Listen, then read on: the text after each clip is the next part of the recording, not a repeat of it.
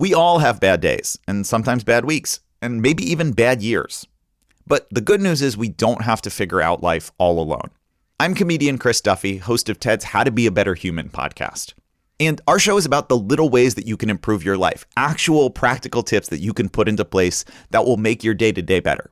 Whether it is setting boundaries at work or rethinking how you clean your house, each episode has conversations with experts who share tips on how to navigate life's ups and downs. Find How to Be a Better Human wherever you're listening to this. Does God exist? What happens when we die? Is it really so bad if I tell a little lie or cheat on this test?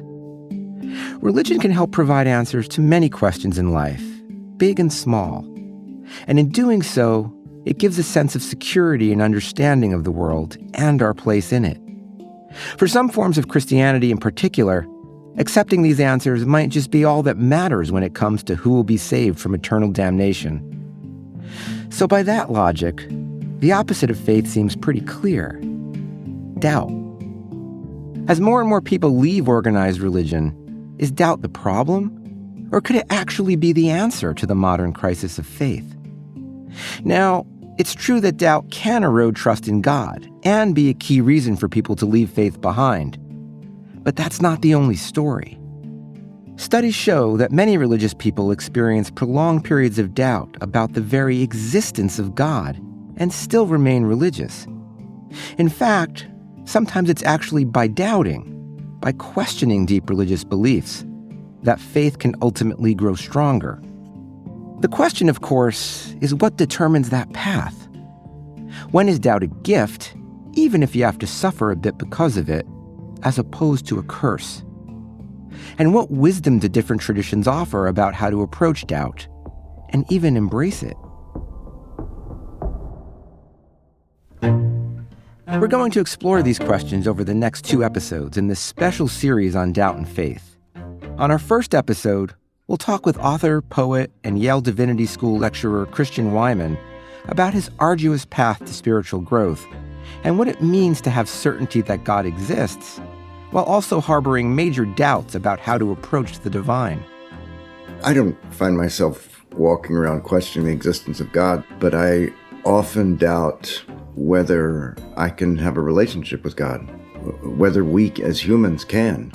And we'll talk to University of Virginia psychologist Julie Exline about her research on the roots of doubt and spiritual struggle, and hear her recommendations for constructive ways to embrace uncertainty, regardless of faith. Doubting is associated with what's called a quest orientation to religion, where you're searching for meaning in life and holding religious beliefs that are more universal and more complex. So there's a lot to be excited about in terms of people who have the courage to question their beliefs. And in our next episode, part 2 of this series, we'll continue the conversation with Rabbi Angela Buchdahl about how certain forms of Judaism encourage doubt as a form of spiritual seeking, and what we all might take from that wisdom, whatever our beliefs. I'm Dave DeSteno, and this is How God Works, the science behind spirituality.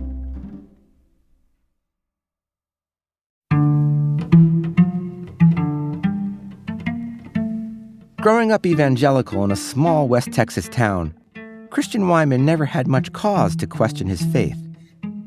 I would say it seemed very clear. I didn't meet a person who didn't believe in God until I was 18 years old. But when he arrived at his small liberal arts college, he started encountering different points of view, especially the work of one philosopher who made him question, well, everything. Nietzsche was a body blow for me. He was just so directly contradicting and annihilating everything that I had been taught, everything that I'd come out of. No one had ever told me that this whole other line of thought existed. So it was quite a shock. Just scrambled me up pretty good. So yes, I would have called myself an unbeliever, but in truth, I don't think I was. For the next 2 decades, Christian was what he calls an ambivalent atheist. His faith in his 20s and 30s took a back seat to a more secular life and professional pursuits. He became a poet, a professor, and the editor of Poetry magazine. But then, at 39 years old, everything changed. I got sick and got a really bad diagnosis, and that drove me to want to find some form for the feelings that had already been stirred up in me. Christian was diagnosed with a rare form of cancer and told he had only several years left to live. It was around that time that he returned to his Christian faith and has maintained it through years of treatment, debilitating pain, and the promise of death close at hand. But rediscovering religion wasn't the end of his suffering or his doubt. Rather, they took on a different form. I have not found faith to be a great comfort generally in my life. I find it to be an anguish a lot that I'm unable to live up to. I don't feel at peace. It's more of a visceral experience of loneliness and of not feeling God. That's the form that doubt usually takes for me. In many ways, Christian's faith has been a source of suffering unto itself. Maybe best illustrated in his famous words, "I never truly felt the pain of unbelief until I began to believe." He has explored this tension in his writing, publishing a memoir and many books of poetry and essays, including My Bright Abyss, Meditation of a Modern Believer, and Zero at the Bone, 50 Entries Against Despair. He most recently collaborated with the theologian Miroslav Volf on Glimmerings, Letters of Faith Between a Poet and a Theologian, where the two discuss deep questions of faith. We were talking about the kind of hunger that I have for God, and Miroslav said that he wished he had that hunger, and I was shocked because I was like, why would you want this? But it was really an interesting, revealing moment. Is it a necessary thing? No. His faith seems to me strong and durable, but is it an inevitable thing for some people? Yes, I think it is. Now, almost 2 decades after he received a terminal diagnosis, the cancer that looked certain to end his life has gone into remission. And yet, his doubt and anguish around religious belief are still present as ever. We wanted to talk with Christian about his faith journey and ask how, in the face of great suffering, can a belief riddled with doubt still be a source of comfort and even spiritual growth?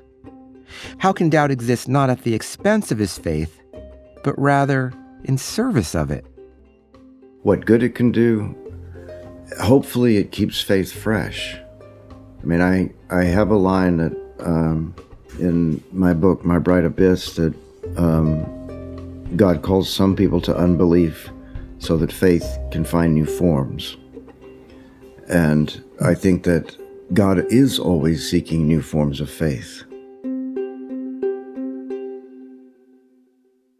To start us off, I'm wondering if we can just begin with a basic definition. So, as you would define it, what is doubt in the context of faith? What do you mean by that term? Well, a couple of different things. I think usually what people mean when they think of doubt in the context of faith, they're doubting simply whether God exists and questioning the purpose of their lives. In the past, people didn't really have that doubt. The doubt that they had was whether they were fit for God. And that's a very different sort of doubt. Doubt for me, I don't find myself walking around questioning the existence of God. It seems to me pretty much a given. But I often doubt whether I can have a relationship with God. Well, let's explore a little bit about that type of doubt. One thing that I know you've said is that God, at least in your understanding, is unknowable, right? We're never going to have certainty in our understanding of God. I mean, when you say unknowable, I think you're using the word like in the way we know the physical reality, and God is knowable in a different sense. There's a wonderful novel called Septology, and it's about a painter, and he's a Catholic convert. And at one point he says, it's not that I believe, I don't believe, but I know. And I think that reverses the terms for most people. I believe, but I don't know is what most people would say. But his state of mind is closer to mine, which is that I don't really believe most of the time, but I know. I know that there's a God, but it's not knowledge in the way that we think of knowledge in the West, an intellectual possession. Is doubt within the context of faith something I think you've talked about as devotional doubt? Is that fundamentally different, do you think, than other types of doubt? I can say, I doubt I'll win the lottery, or I doubt aliens exist, which I don't. I actually think aliens probably do exist, given the size of the universe. But it seems like it's something different in terms of heterodevotional doubt. Yeah, it's an existential condition, I think. It's not an intellectual formulation. The Jewish theologian Abraham Joshua Heschel has a great thought where he says faith is mostly being faithful to the times when we had faith. You're given this moment of joy, this moment of insight, and then it's gone, and a year passes, and you're like, well, did that happen? I don't know. But if you can find some way of being faithful to the person you were in that moment, then maybe that's a form of faithfulness to God. When you've talked about devotional doubt being something that can be productive for people, you often talk about three qualities. One is humility, one is insufficiency, and one is mystery. What do you mean by those? I mean, humility is coming to terms with the fact that you cannot know in the way that you know things about the physical world or about your life. The second one is driven by a lack. What you do know is that you have a lack in your life, and that lack drives you towards fulfilling it. It can't ever be fulfilled, but I think it does keep you in pursuit. And that mystery, the third element, it sounds like that thing that is unknowable, but you're yearning for, that is kind of tugging you upward. Is that right? And I mean, I think it's not just some inchoate, completely unknowable mystery. We are given these moments in our lives, some of us truly visionary experiences, where we do have a taste of what it is that fulfills us. And I think that's what a spiritual life consists of. Richard Wilbur has a poem where he talks about a beautiful description of a place called Hamlin Brook. And then it says, how can I drink all this? And the last stanza is, joy's trick is to supply dry lips with what can cool and slake, leaving them dumbstruck also with an ache nothing can satisfy. So there's certain moments in our life when we feel completely fulfilled, but on the other side of that experience, and even within that experience, there is the sense that this is not the full experience. What you're being given is a foretaste of truth and not truth itself.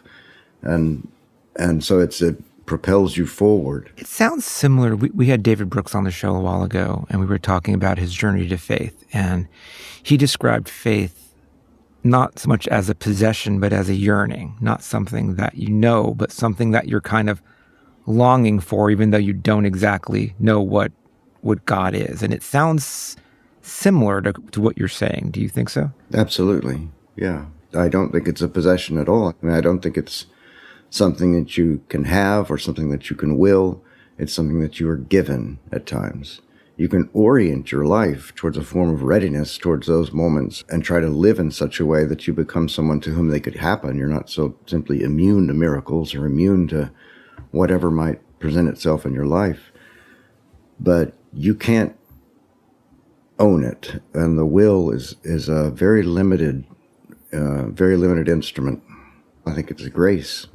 Yeah, it sounds like that unknowing makes room for that context of awe or wonder. And as you rightly point out, we talk about awe these days as this positive emotional experience, but it has this element of fear in it as well. Yeah. I mean, all of the encounters in the Bible, when someone encounters God, almost every time, it is accompanied by terror.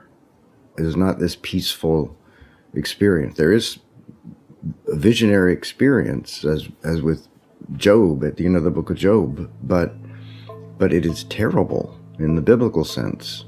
I mean, it wipes a person out. Christian calls this divine force that can inspire awe and terror a wild God. The importance of religion is giving some framework to the wild God, to those moments of volatility, and which you can't really handle on your own. And I mean, you need some form for those things and some way of sharing your life with others. And so I do go to church. I think in good theology, and in good church life, there is a way of maintaining dogmas. You have to have dogmas to have religion. It can't just be this formless, inchoate thing where everybody's just doing their own thing. But you have to preserve the ultimate unknowingness in the midst of it. And, some religions are better at this than others. While church can help make sense of a wild God by offering a framework to understand and approach it in community, that container can also be limiting. This unknowable quality of God and the questioning it can inspire is what infuses religion with the power of awe and wonder. In that sense, doubt is a fundamental aspect of faith. As Christian has said, the opposite of faith is not doubt, it's certainty. And that certainty can be a dangerous thing. I think that's endemic to religion as it exists, certainly in this country, but in a lot of the world, where religion is thought of as this thing that gives you certainty. And that's a dangerous, dangerous thing. Why is it dangerous? Because then you're certain you can force it on others. You can make the law of your life the law of others. And that's nothing but poison. I mean, it seems to me one of the great teachings of Jesus is just how anti-religious he was.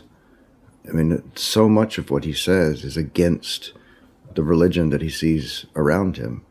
I often think of that phrase, where 2 or 3 are gathered in my name, there I am also, Jesus said. And usually if you hear a sermon on that, they'll say, if you can't make it to church, you can still have a communion with people, or if the church is under assault, you still can have these gatherings in your home or whatever, and then that makes a church. But what if Jesus was actually saying, where there's intimacy and real honesty and real authenticity, there I am. But where there's not, when the form of it becomes corrupted, then I'm not there. Where 500 are gathered, there I am not. Maybe when religion gets too big, it becomes too human, and it becomes corrupted for us. That's an interesting point. It sounds like in some ways what you're suggesting is that the dogma or the strict theology that comes from some institutions and some hierarchies that tends to happen when religion gets institutionalized, and the certainty that seems to offer about the way things should be, might be more of a problem in approaching God than a solution. Oh, I think it's completely a problem. Completely a problem. The mystical element of religion has to be preserved. And so many churches are just, not only do they not preserve it, but they're actively against it. And for me, that's been a great difficulty in reconciling my own religious life with churches, with public religious life. I found that to be a pretty much an unsolvable tension. It certainly enriches my life, but I still feel unable to reconcile the intensity of my feeling in my work and in my mind with the forms of religious expression that are available to me. The Christian philosopher Paul Tillich often spoke about faith, reason, and doubt as complementary. He defined faith as a state of being ultimately concerned with a singular infinite cause, and argued that true faith is not blind belief, but rather an act of courage, a leap that intrinsically includes doubt. There's an element of insecurity in every existential truth, he argued, and yet we still dare to take that risk and believe. Humility is accepting our human limitations to know fully, while also dedicating ourselves to reaching the infinite good of God. But the church, Christian says, still has some work to do. I do think that the revolution within religion is going to happen whether religion wants it to happen or not. It's either going to die away or it's going to have to accommodate the need for a form of unknowingness. I've seen you often talk about faith as kind of something that's full of change, that's mutable, that's messy, right? That we have to kind of get in and discover. Do you think for a lot of people, when we don't allow space for that unknowingness that may reveal itself later, that we've kind of sterilized it too much, or that we've given faith this sense of toxic positivity, God will take care of everything? Yeah, both. The neuroscientist and philosopher and literary critic Ian McGilchrist wrote a book recently called The Matter with Things, which I thought was one of the greatest books I've ever read. And he talks about how our entire Western culture, and it is Western, has been co-opted by left brain kind of thinking of analysis and algorithms and a kind of pure intellection. And religion is, in this country, it is affected by it. Religion is not the cause of it, where it tells you exactly what to believe, exactly what needs to be done in order to be saved. That does not admit what we don't know, which is the purview of the right side of the brain, which makes art these leaps of imagination that makes every great advance in science. This left brain approach to faith isn't just problematic because it can stifle our sense of mystery in the face of the divine. If a religion leaves no room for addressing doubt, it can turn even a seemingly small uncertainty into a crisis of faith, and make believers feel like they have to choose between tamping down their questions and leaving religion altogether. This is something psychologist Julie Exline has studied in her work on religious struggles and doubt. She's also experienced it firsthand. I was raised in a very strict fundamentalist church. It was a Baptist congregation. So I was raised with the belief that the default for human beings was to end up in hell. And if you didn't receive Jesus Christ as your personal savior, you were going to hell. And there weren't very many loopholes. That was a pretty scary belief to grow up with, along with this belief in the rapture that Jesus could come back at any moment and you'll be left behind if you haven't surrendered your life to Jesus. So where there's really not any room for questioning or for challenging or for doing something different. This is the way it has to be done or else. And that's really a terrifying position to be in. Julie, like Christian, really started to question her faith around young adulthood. This is true of many young people in modern industrialized societies who are going to college, getting their first job, moving away from home, or falling in love. It's a time of great possibility, opportunity, and exploration. And that can challenge existing worldviews and lead to questions around belief in religious institutions. Doubt is a major, major reason why people leave religion. They have doubts about the correctness of the beliefs. They have doubts about some of the interpersonal issues, things that they don't agree with, maybe views about certain social groups or political issues. So doubts are often a big part of what gets people to the exit door. But what often happens is that a lot of the beliefs end up persisting. Spiritual doubt doesn't only affect people who identify as religious. In a survey of 17,000 U.S. adults, over 70% struggled with doubts about spiritual matters. Questions like, what do I believe about religion? Is my non-belief even correct? What if there were a God? Am I going to hell? We've done a number of studies with atheists and agnostics showing that a lot of them have spiritual struggles too. The struggles of ultimate meaning, wondering if your life really has any kind of deeper meaning or purpose, those tend to be elevated among people who aren't religious or people who've left religion. And that makes sense given that people often do find religion to be a meaning system. Some atheists and agnostics also have some energy around the idea of God and may have believed in God in the past. Agnostics might still have kind of an open door that there could be a God. So people who identify as spiritual but not religious, or as what we call religious duns, who've left religion, they're the ones who tend to report the highest scores on doubt. But even though non-religious people might doubt more, what Julie found was they're ultimately less bothered by it. The link between the amount of doubt you have and the amount of depression you have is stronger the more religious you are. Calling into question deeply held beliefs can, for some highly religious people, upend their entire worldview and sense of security, resulting in more ill effects.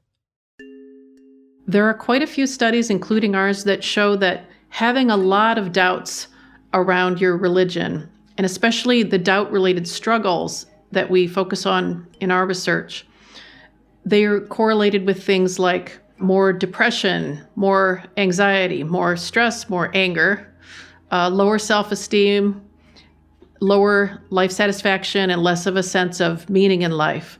But overall, it's like the number of doubts that you have, that the number of things that are raising questions for you about religion, and the amount that you're wrestling with them that can contribute to greater distress in all of the types that I just mentioned.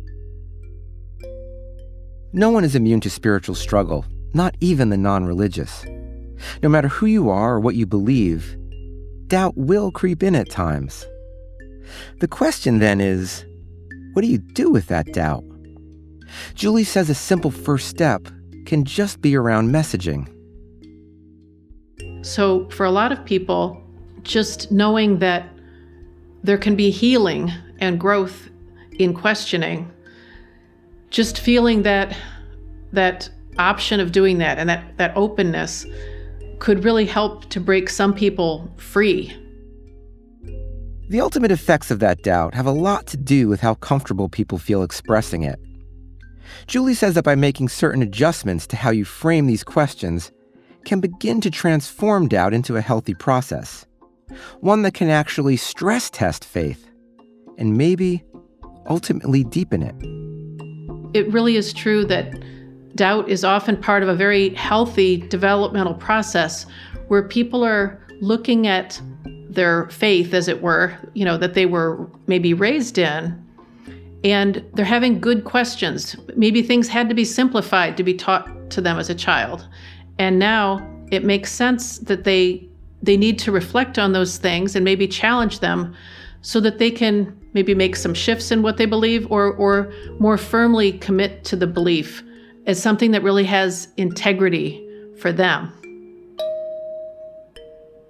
As a clinical psychologist, what do you see as the appropriate or necessary guardrails for nudging doubt into helping you grow spiritually rather than into anxiety or depression? Or what do you counsel people who come to see you about this?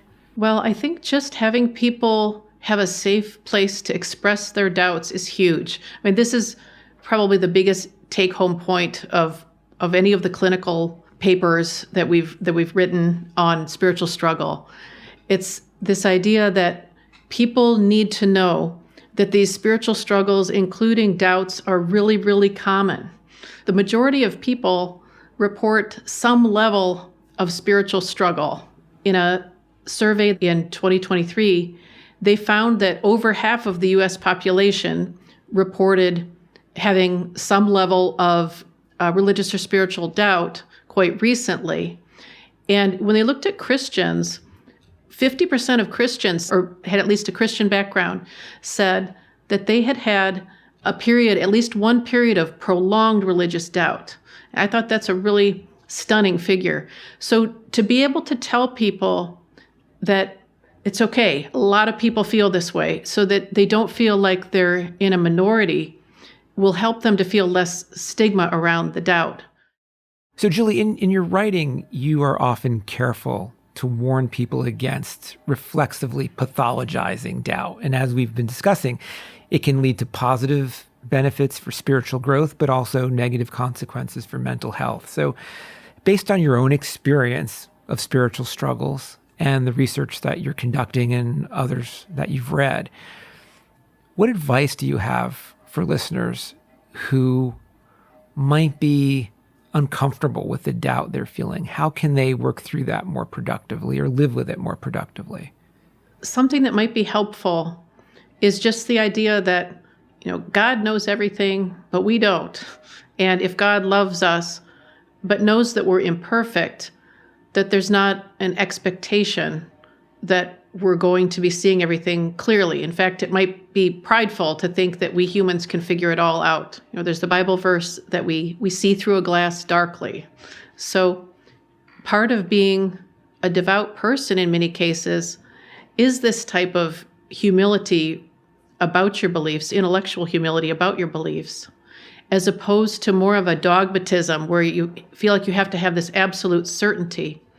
So basically anything that can help people to feel more assured of God's love and the unconditionality of that love is going to help them to feel safer making mistakes, having questions, having doubts.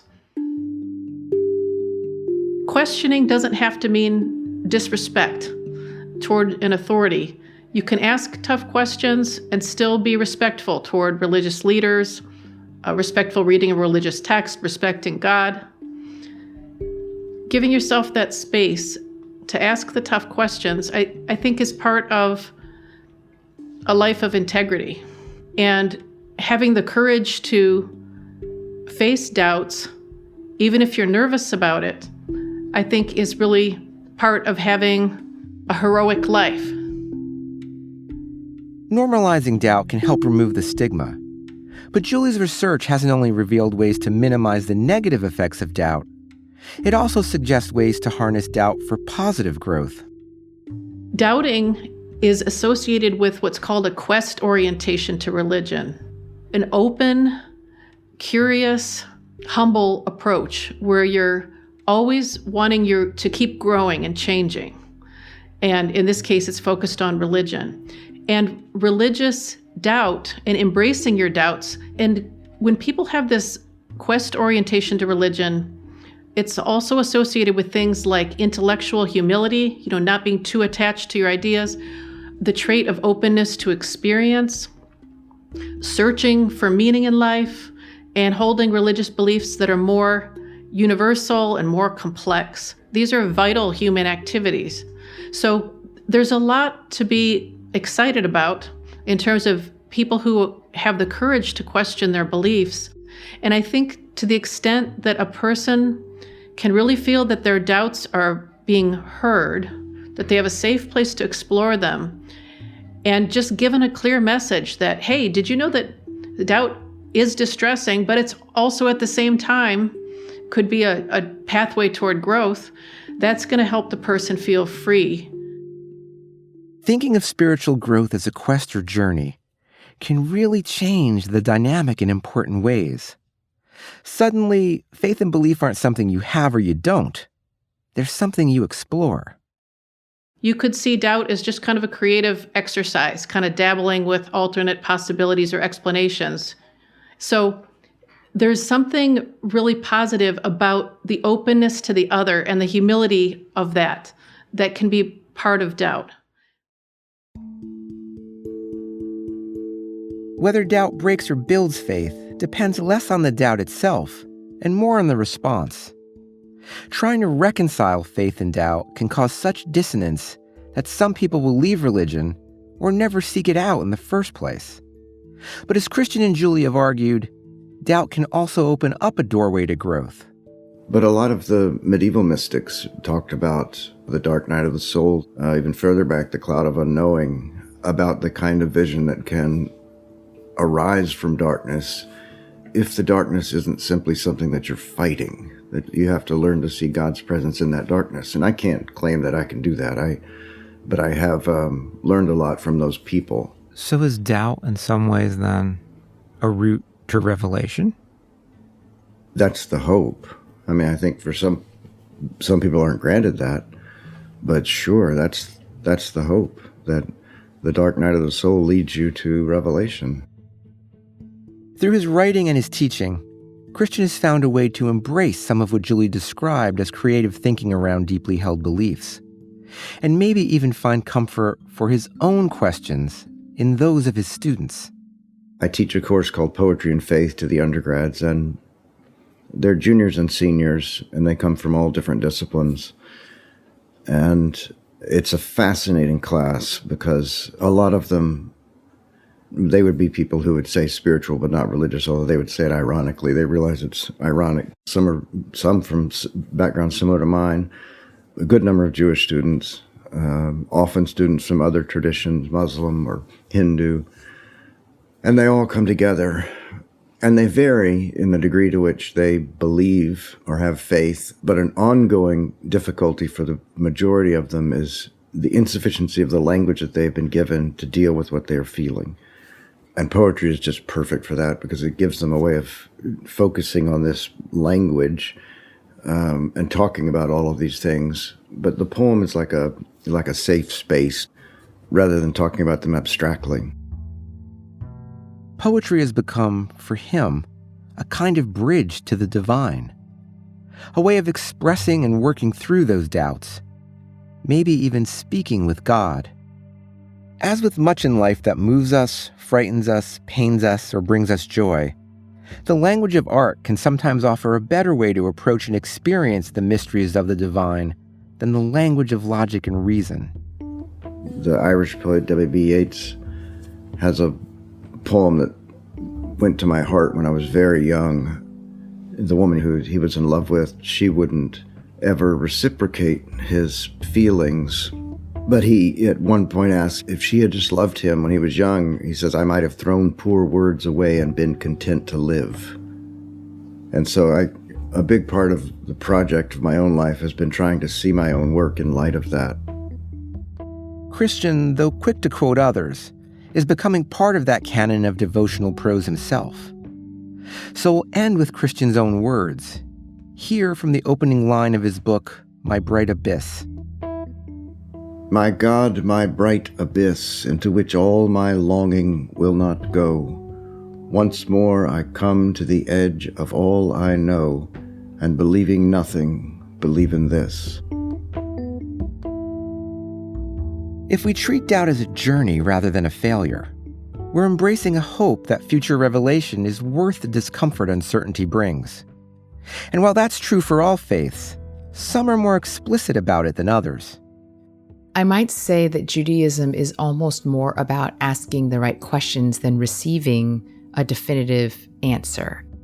So we'll continue our exploration of faith and doubt in our next episode, where we'll speak with Rabbi Angela Buchdahl about a Jewish approach to doubt, why uncertainty about God and other religious beliefs can be healthy for a faith, and what lessons we can all learn from that wisdom wherever we are in our spiritual life.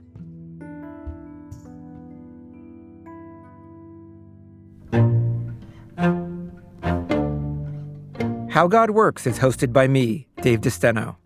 This episode was written by Josie Holtzman and me. Our senior producer is Josie Holtzman. Our producer is Sophie Eisenberg. Our associate producer is Emmanuel Desarme. Executive producer is Genevieve Sponsler. Our fact checker is Natsumi Ajisaka. Merritt Jacob is our mix engineer and composed our theme, which was arranged by Chloe DeSteno. The executive producer of PRX Productions is Jocelyn Gonzalez. This podcast was made possible with support from the John Templeton Foundation. To learn more about the show and access episode transcripts, you can find our website at howgodworks.org. And for episode shorts, extras, and my ruminations on science and spirituality, check us out on Instagram at howgodworkspod. And you can also see all of our episodes along with special bonus show material on our YouTube page at howgodworkspod.